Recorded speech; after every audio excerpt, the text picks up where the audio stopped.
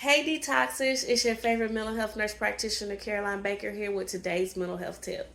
Today's mental health tip is conditions will never be perfect. Make the move anyway.